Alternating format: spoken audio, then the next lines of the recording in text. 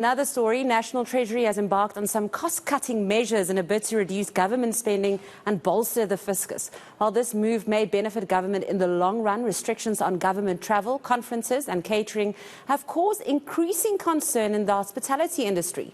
The tourism and hospitality industry relies heavily on government-related travel, bookings and events, playing a pivotal role in sustaining the local hospitality sector. Now, does government's latest move risk plunging the sector back into the pressure it faced during the pandemic? A new hotels and resort sales and marketing director, Alan Campbell, joins me now to answer this question and more.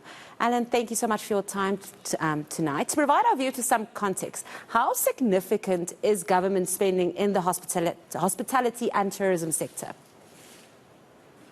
Hi, Melissa. Yes, it's very significant. As the largest employer in the country, they have the largest need for conferencing and accommodation.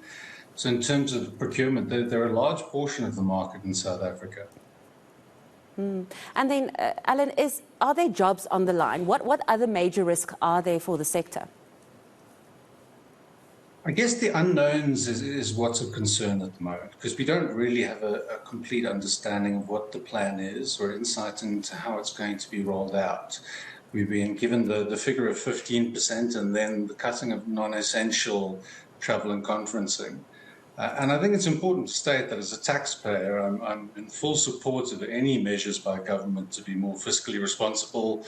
And if cutting costs is the avenue to take, then cutting costs is the avenue to take.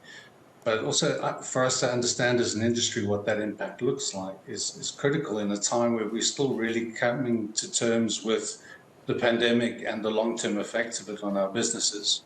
Now, as I understand, you guys take quite a few unskilled individuals into your workforce. How will this cost-cutting impact them looking to enter the workforce if they don't have you as an avenue? Yeah, it's tough. As an avenue for unskilled people to get employment, hospitality is a huge gateway for them, from waitering to housekeeping to reception. It's a great channel for unskilled workers to get work experience and take part in skills development. And I think during periods of uncertainty like this, it's quite natural for employers to take the stance of hold on and wait and see what the impact's going to be. So let's, take a step back on our skills development investments. Let's hold off on new appointments. And so the knock-on effect is big for us. We're also in a phase where we're trying to fill the skills gap that was left by COVID. So many people, moved away from hospitality because it was perceived as risky then. We've just kind of found our feet and we've starting to plug that gap again. But now this uncertainty's come and it's going to slow things down again for us as an industry, I fear.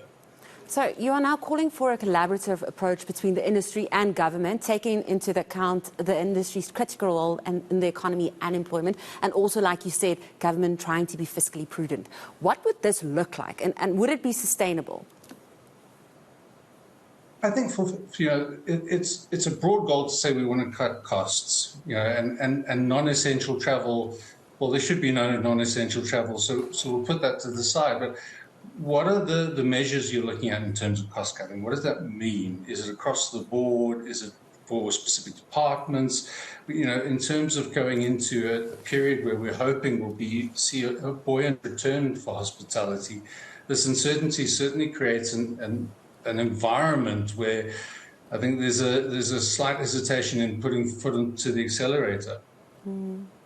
Thank you so much for your time tonight, Alan. That was a new hotels and resort sales and marketing director, Alan Campbell.